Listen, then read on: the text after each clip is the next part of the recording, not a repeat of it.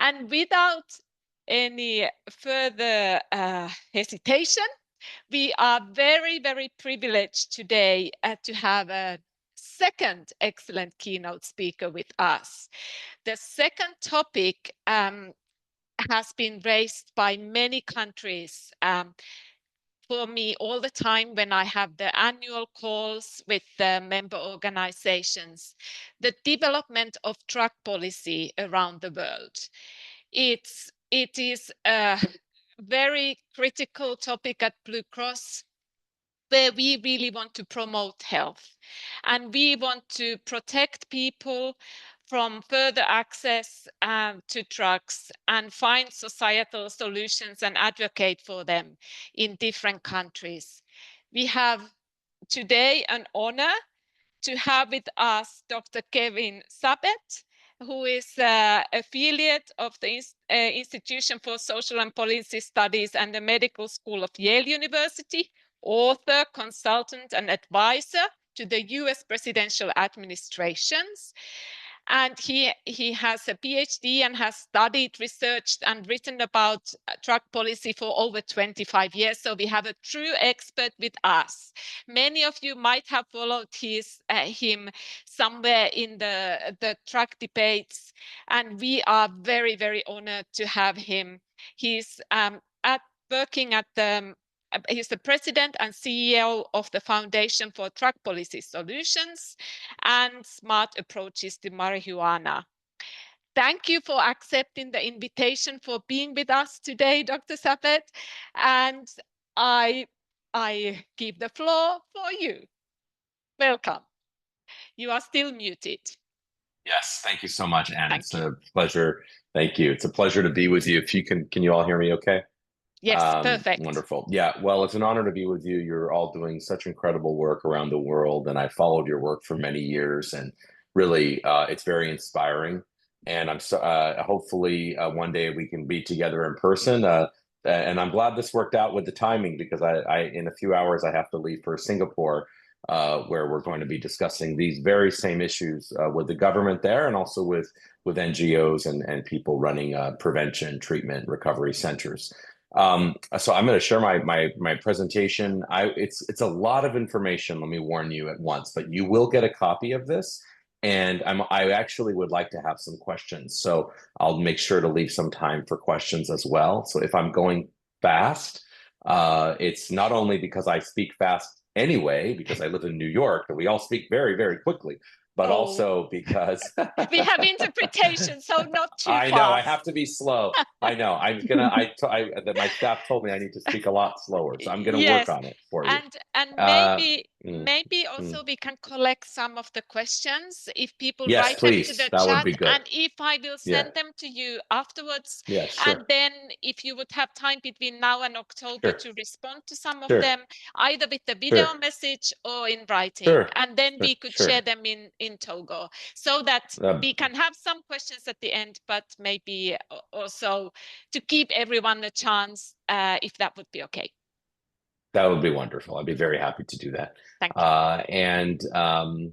But these are very important issues because, you know, the policy sets the environment for success or failure, depending on what we're trying to do. And, you know, I've been very concerned with where international drug policy has been going for a number of years. So I'm going to talk a little bit about what we've experienced in the US, but also in North America, Europe, and some other regions as well. So, and I'll share my presentation and let me see here.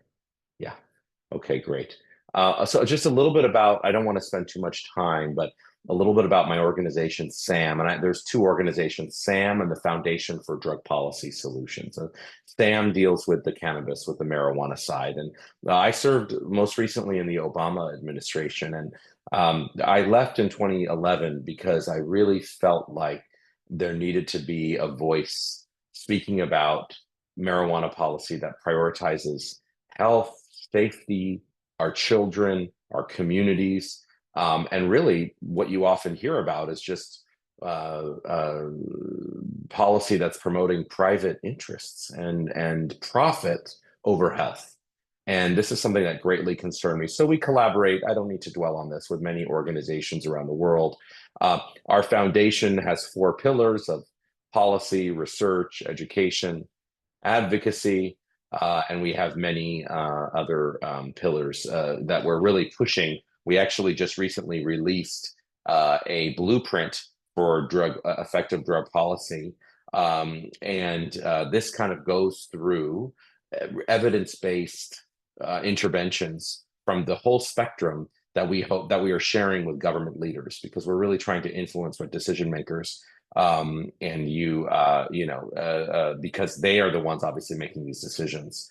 Um, so I do want to talk a little bit about, you hear a lot about legalization in America happening. I think the reality people need to remember is that, in the last couple of years, actually, I think there, and I'm giving sort of the end and the beginning, so if you don't mind, but even though things have been very difficult, we actually, generally, the United States has rejected drug legalization. And there have been some real important victories. So I'll talk about that at the end, but I do think that's important. But I think sometimes, we set up the conversation in a way that is not very helpful. We set up in a false dichotomy between legalization and sort of mass commercialization, really. If you think about what that means, it's commercializing, it's not just legalizing, and incarceration or sort of criminalization. And the reality is, there are many other things we can do that do not fall into either of these buckets, so to speak. And it's very important to remember that. It's also very important to remember that separate issues often get conflated. Decriminalization, medicinal use, and medicinal use that's appropriate, medicinal use that's not appropriate and not evidence-based, as well as obviously full legalization. And it's also important, you hear a lot, obviously, in America about how divided our politics are. But I like to remind people that we have had the head of our, health, our Surgeon General, from the Obama administration, Biden administration, and Trump administration, really all saying the same thing, that marijuana is addictive, that this is a highly dangerous drug. And that is really the crux of what I want to talk about today, because a lot of people obviously forget that and they think about marijuana, what it used to be. They don't realize that the tobacco interests, the big tobacco interests, multi-billion dollar tobacco interests, are actually behind a lot of the investment around cannabis. And this is not just about, small farmers, so to speak, or anything like that. This is really about massive investments by multinational corporations. And, we're not going to get into a lot of detail about that right now, what that is, but it's really, really important to remember that. And also the alcohol industry. The alcohol industry, this is just one example, but there's tons of examples. They are getting involved in the marijuana industry. And so we have to really think about, is this promoting justice or equity or human rights? Or is this promoting profit? And I think we know what the answer is. We even have the pharmaceutical industry getting very involved. So this is really about branding. It's about creating global international brands around marijuana. And it's about people with, degrees, advanced degrees, very smart people, so to speak, that are promoting this. And they are tricking governments into thinking this is going to be good for them somehow. What we've seen in the United States is a general major decline in tobacco over the last 20 years and a big increase in marijuana products, bottom line. And that has happened because of this massive turn towards the legalization. In fact, we now have in the United States more daily users of marijuana than daily users of alcohol. That is a just unbelievable, incredible statistic. We never thought we would see it, that we would have more people using marijuana daily than they drink daily. And that's really important to understand and what the implications are. So, what are the implications? Well, Since many states in the United States have legalized cannabis, we've seen a skyrocketing increase in potency, an increase in addiction, and an increase in mental health and other concerns. And I'll talk about a few of those today. First of all, marijuana has become significantly more potent in the last 50, 60, even in the last 15 years. Very, very highly potent. It's a very different drug than really it used to be. The products that it comes in now do not look like the products that maybe your parents or you remember from university, seeing it in the university. It's very, very different. What this has produced is that we know that 1 in 3 past year users have what we call a cannabis use disorder. And that's incredible. That's basically an addiction. 33% of people who used it in the past year will become addicted. And that's very important to understand because the adolescent brain is especially susceptible to marijuana use. Um, there are regions in the brain that are very much affected by the ingredients in cannabis. And so when kids use, they have a much greater chance of addiction since their brains are being primed for addiction. We know that if you use cannabis before you're 18, you are 7 times more likely to have an addiction than if you used it afterwards. We also know that if you are in a state with legalization, you're 25% more likely to be using marijuana. We're very, very concerned about the mental health issues. You're 5 times more likely to suffer a psychotic disorder compared with those who never used marijuana. So these are daily users of medium to high potency. And we've known about the link, by the way, to schizophrenia for many, I mean, for 30 years, we've known 35 years, we've known about it. But it's only becoming more and more and more common. In fact, a recent study showed that 30% of cases of schizophrenia among young men might have been prevented by averting cannabis use disorder. Think about that for a minute. I mean, schizophrenia is the worst possible mental illness you can imagine. The outcomes it leads to are unimaginable. Much more increased chance of not being in a family, not holding down a job, not having a home, being violent, all of these things. And cannabis, 30% could be averted if young men didn't use cannabis, get a cannabis use disorder. So in the United States, we've really seen this increasing, and we're very concerned about it. There's been an increased use among young people, high school age, and compared with non-users, the studies are showing that teens, adolescents who use marijuana, even if weren't addicted, by the way, so these people were not addicted, they were still 2 to 4 times more likely of having an adverse psychosocial event, including a major depression, suicidal ideation, slower thoughts, difficulty concentrating, missing school, having bad grades, being arrested, fighting, and being aggressive. So again, we really need to think about the way our policies are affecting our young people. And so when you look at the states that use marijuana, it's very clear what's happening. The use is much higher than in the non-legal states. When you look at a state like Colorado, Colorado was the first state that legalized marijuana. And when you look at 2016, 12.5% of adult users were using it daily. In 2022, 52%. Now it's even more than that. So this is a huge issue of the fact that the legalization is increasing very dangerous use of these drugs. And again, let's look at the other outcomes, not just mental health outcomes. You're 3 to 5 times more likely to develop a head and neck cancer if you use daily. You're 8 times more likely of having a laryngeal lung area cancer. You're 3 times more likely to have ammonia and higher levels of toxic metals, even than tobacco smoke. And it's 3.5 times more likely, like it's indoor pollution than tobacco smoke. I mean, that is again an incredible numbers, even when compared to tobacco, which obviously is the biggest public health killer we know about. on a global scale.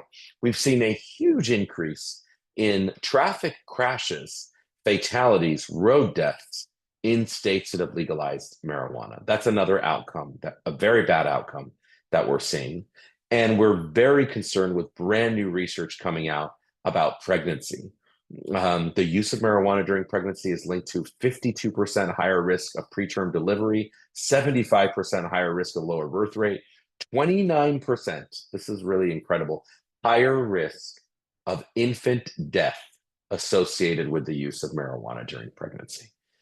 This article made headlines around the world last week when it was just this is just a week old when it was delivered. And so, I don't see how people can say they care about young kids, they care about unborn children, uh, and they care about mothers without thinking about this issue and not caring about marijuana. And so we've seen a huge public health impact. Again, when you look at states that have legalized, they're the top 10 states. Now, high school seniors say there's great risk associated with using it regularly, much less than they used to. In 1991, 78% said that. Now only 31%. What has happened? The legalization of marijuana has given people, especially young people, permission to be okay with this. Even though the outcomes are awful, this came out a few years ago. Marijuana users 25% more likely to need emergency care and hospitalization.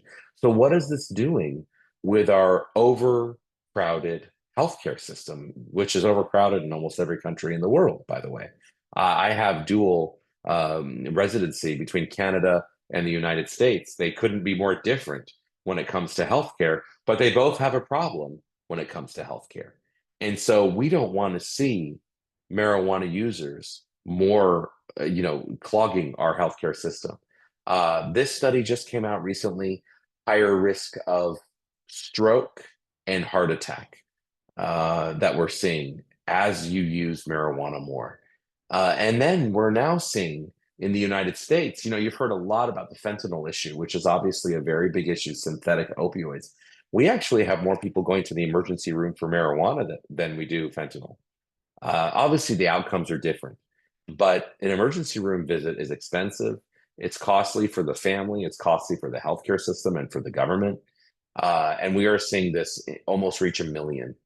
The other thing that we're seeing is a very big increase in poison control calls among children because they are accidentally, many of them, reaching for the gummy bear, the candy, the lollipop, the ice cream that has been infused with the active ingredient in marijuana, which is THC. And so we've seen a huge increase in the poison control calls among that population. The other issue we're seeing is that people are ingesting heavy metals and leads, even in legalized states. So the promise we were told with legalization was that you would know what you get, that it's regulated. We're not seeing that at all in any part of the world, by the way, where this is happening.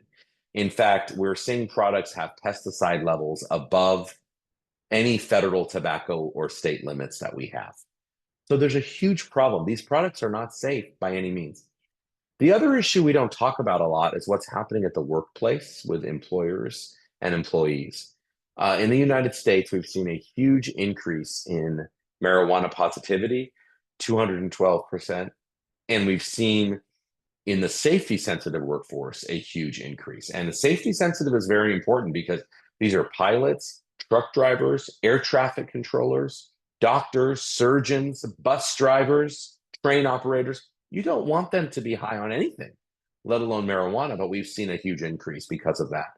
The other thing that we've seen is we were told, by the way, that legalization will get rid of the gangs, the criminals, the underground market. You will not have these people selling anything and they'll go out of business. We haven't had that happen at all. In fact, 70 to 80% of marijuana sold in California is actually grown illegally. The underground market is huge. It's thriving. In fact, it's bigger than ever. And it's bigger than ever because the demand has increased. And therefore, we have seen a huge, huge increase. And so, yeah, it's a problem that's continuing to get worse and worse and worse. Colorado drivers, 10 times drivers have been convicted for road deaths, as I talked about.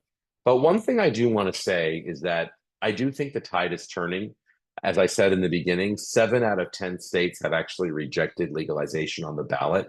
We feel like people are beginning to finally realize some of the harms, that this isn't the sort of uh, inevitable policy that we were told it was. In fact, recent surveys, when asking people in society what a positive and negative effects are of marijuana, more people think it has a negative effect in the last 2 years than they did. That's progress, as well as on the individual side. People are seeing the negative impacts, and so this is why they think this now. And so we do think that the tide very much is turning. One interesting thing that is different in the U.S. than a lot of the world is you have countries, states, I should say, territories, what we call states, that uh, where the localities, the cities, the villages, they can vote about whether or not they want to have legalization or not.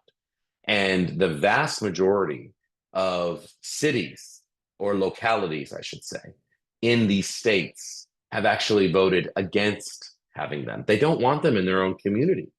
And so even though politicians want them or people think they want them in theory, in practice, they're actually not wanting them. One thing I did want to talk about just for a minute is, we've all heard the idea of harm reduction. And it's very important to understand what the origins of legalization, how this happened in the United States and how this is happening around the world. And it really happened because some people are pushing laws that really are there to legalize all drugs. That's the end goal. They don't want to just legalize cannabis. They want to legalize everything. They think that's better. But they know they can't introduce legalization right off the bat. So you see things like the West African Drug Policy Commission.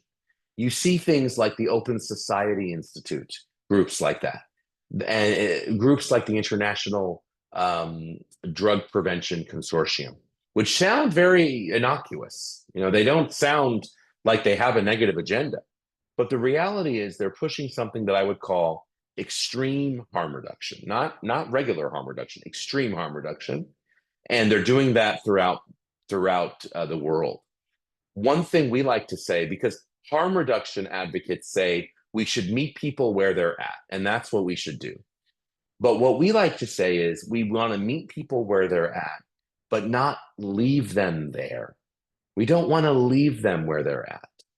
And a lot of what harm reduction does, it actually does leave people where they're at. And so it's very important to understand that, of course, we'll meet people where they're at, but we're not going to leave them there. We have to understand that drug problems are very complex. And so to have simple solutions like legalization is obviously wrong. It's very important to understand right now we have an unprecedented drug crisis with these synthetic drugs like fentanyl.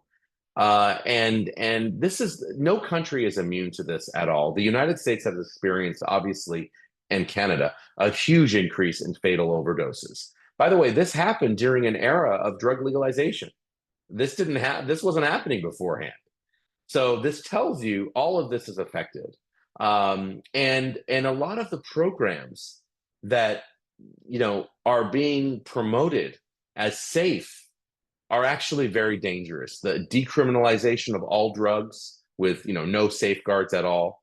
What people call safe supply, although it's not safe supply, they're really pill programs where they prescribe pure pharmaceuticals to people with an opioid problem. That's very dangerous. And we're seeing that rampant in places like Canada, by the way. And also the legalization of all drugs like heroin and other drugs. And so extreme harm reduction is leading us to these things. And, harm reduction was not always extreme. It grew out of good intentions, really starting in the AIDS epidemic to help injection drug users not get HIV. And so when people talk about harm reduction, you should ask them some questions. It's very important that you do. You should ask, what do you mean when you say harm reduction? What do we mean when advocates use the term? What do we mean when scientists use the term? And what is meant when drug policy officials use the term? Because a lot of proponents of this policy, they believe that drug use is really an inherent aspect of the human condition, that everybody is wired to want to use drugs. And we should accept this and just try to have safe use, what they call safe use, and help drug users in that way. The reality, folks, is that there's no such thing as using drugs safely, and that the best way to help a user is to get them help and to get them treatment, to get them off of drugs. That's what we need to do. So the proponents of legalization have been using harm reduction, HIV, AIDS, etc., to help them move the needle forward for legalization. You can see some of the quotes that they have used. Work within the mainstream to move it in the right direction. Any step of harm reduction moves the government closer to legalization. That is what they're trying to do. And it's very important that we resist this. Harm reduction interventions are meant to reduce drug related risk, really, rather than an end in themselves for supporting the lifelong continuation of drug use. But a lot of the advocates, they want to support the continuation. This is exactly what they're trying to do. We need drug policies that orient towards prevention and recovery. We love everybody. Of course, we love the sinner. We don't love the sin. We hate the sin, but we love the sinner. And that's what we're trying to do with supporting people who want to get into recovery. The problem is people who often have addictions, they don't want to get into recovery because it feels pretty good. Addiction is a change, it's a chemical slavery. It's a slavery of the brain. And so it's many people, yeah, some people do want help. They realize their world is crumbling and they are sick of it. They realize it, depending on where they are on the spectrum. But a lot of people, they don't realize it. So we need to help them realize it to get them help. We have to remember that for everyone that dies of a drug overdose, there's 5 people that almost died. And these people could be disabled for life. They're much more likely to die than anyone else. They're much more likely to have another overdose. We need to get these people help. And yes, we need to keep them alive, but we need to get them help. A lot of things I say, you've heard of something called naloxone, which revives opioid users. And what I say is, what do we do after naloxone? And that's rarely addressed. This neglect is costing us dearly. We are not really thinking about what to do next. And we need to do that. In places like Canada, they are prescribing pure opioids in the hopes that people will use those and not use other quote unquote street drugs. But what is actually happening is a record overdose number, a number that we've never seen before, and people that are selling these pills so that they can buy the street drugs. So this is clearly an unmitigated disaster. And a lot of people say, well, if we could test drugs, then that would be better. And, I'm not against people testing drugs, but the reality is there are many inaccuracies. And we're sending the message that, if a drug doesn't test positive for fentanyl and it's just cocaine, then it's fine. It's giving people a false sense of security. And it's part of this extreme agenda to legalize drugs. And so I do want to take questions. That's why I wanted to end early. But we have to remember that our solutions need to be a comprehensive solution. Prevention, intervention, and treatment, recovery, smart law enforcement, and really international cooperation. This is a global issue. And I would just be very wary of our lawmakers who are advancing policies that are aimed at legalizing any drug, including marijuana, because you will see some public health negative effects as a result. You can read our blueprint, by the way, which is applicable to any country, not just the United States. You can scan this. We'll also send it around. We have a lot of resources on our website. We have an impact report that talk about lessons learned from state marijuana legalization. We have one pagers. We have marijuana talking points that if and when legalization comes to your country and they propose it, these are ways you can talk about it. And our website is on the bottom, learnaboutsam.org. My email is also here. Very, very happy to be with you, very happy to answer questions. But I just think it's very important to remember that these negative policies are not inevitable, that there are proven solutions, and that we should not succumb to solutions that are hopeless, that see the human condition as pre-wired to use drugs, because we're not. We're pre-wired to love people. We're not pre-wired to use drugs. And we have to remember that all drug users deserve dignity. They deserve help. They need help. This is a disease of the brain, and we need to be able to help them. And policies that help them are what we need to be promoting. Policies like legalization that hurt them are ones that we need to be very, very vigorously opposing. So thank you for that. And I'm very, very happy to answer any questions that people may have.